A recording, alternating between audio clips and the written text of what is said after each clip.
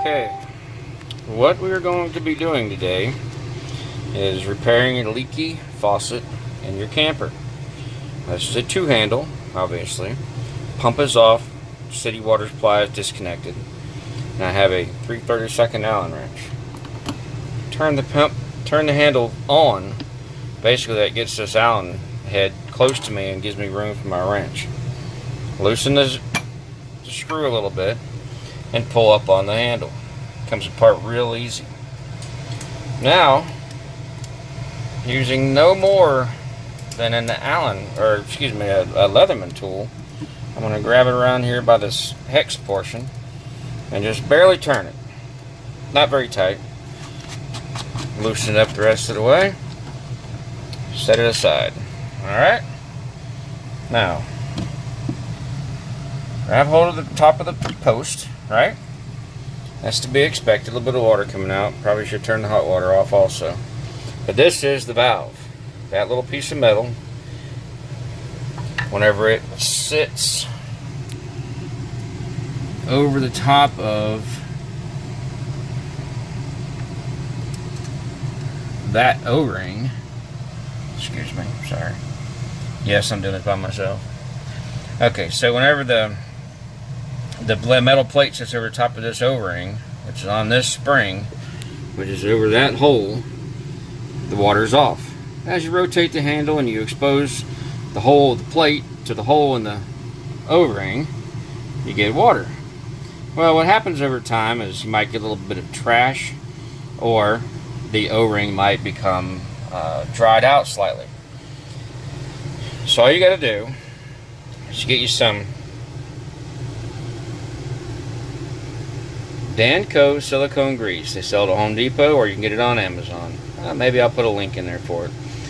Anyways, you apply just a little bit, and I'll do this off camera, but you apply a little bit of grease onto the top of the black O-ring, and then also around that O-ring. Okay? So once you put your grease on, real super thin too, okay? Then you just put it all back together. It's pretty dang simple. Stand by. Okay, so the silicone grease has been applied. You can see how thin that is. It's not gooped up or hanging on there. Set that aside, and then you have your O-ring. Goes over the top of your spring. Grab both of those with your pliers if you can. Okay, if you can't, grab them both and stay together. Grab the spring first, and you put the spring over and you make sure it's lined up with the hole. Then you get your O-ring, obviously, and you put it over there. Now you're probably going to have to use your finger, that's what I found, to make sure that it's seated down over that spring, which it is. So remember that our valve was on, which I know that flat side means that it's on, right? When it faces forward, that's where the screw sets. Take your valve body, press it back in, okay? Take the little white plastic retainer nut, put it back on hand tight. Notice this does not take any kind of a real plumber's tool like channel locks or crescent wrenches or anything of that nature. And then tighten it up hand tight, and then give it just a snug with your Leatherman tool or slip joint pliers or whatever. Reattach the on-off handle. Tighten up the socket head screw.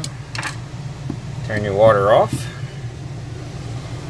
and then turn your pump back on. Alright, so I've already done this one. This is the one that was actually leaking.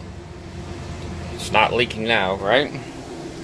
So now, here's my kitchen sink, which was not leaking, but you know, you might as well go ahead and take care of all of the faucets in your camper at one time.